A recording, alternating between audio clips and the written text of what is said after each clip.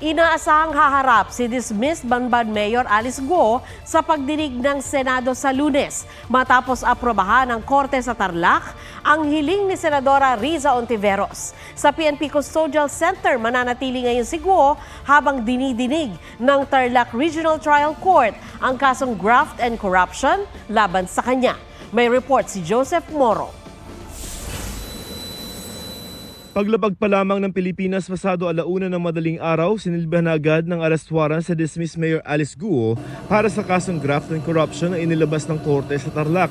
Maging ang Bureau of Immigration isinilbi ang mission order laban kay Guo na naharap sa immigration violations. You have the right to remain silent. Everything you say can and will be held against you in a court of law.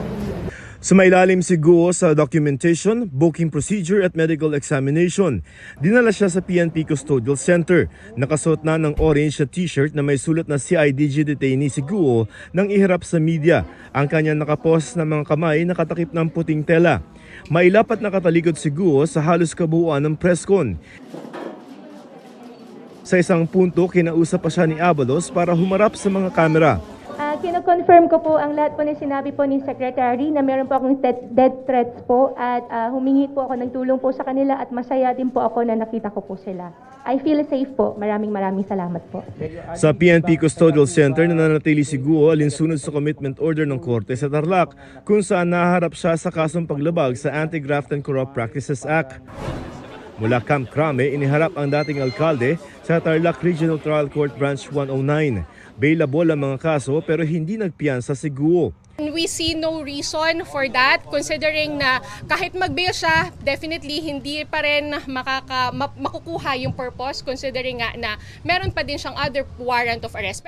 Habang paalis ng korte, naging emosyonal ang ilang taga-suporta ni Guo nang makita siya.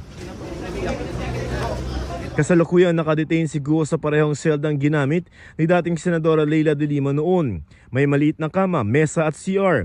Walang aircon pero may electric fan. Bawal ang gadgets. Tulad ng ibang detainees, may schedule na kailangang sundin para sa mga bibisita.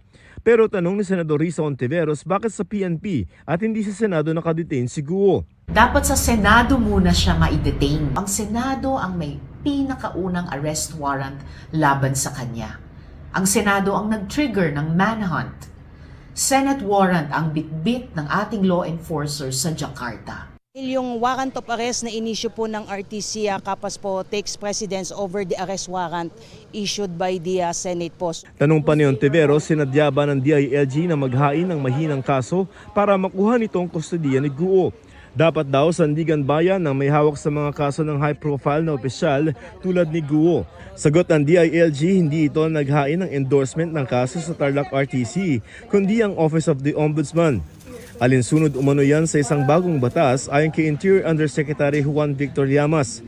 Bago nito, sa Ombudsman naghain ng reklamo ang DILG. Samantala, simula si Ontiveros sa Tarlac RTC at pinagbigyan naman ito ang hiling na iharap si Alice Guo sa Senado Lunes ng umaga. Tingnan natin kung gaano siya ka-photogenic sa hearing sa Lunes. Only pictures siya doon. Joseph Morong nagbabalita para sa GMA Integrated News. Huwag magpahuli sa mga balitang dapat ninyong malaman. Mag-subscribe sa GMA Integrated News sa YouTube. Sa mga kapuso abroad, subaybayan nyo kami sa GMA Pinoy TV at sa www.gmanews.tv.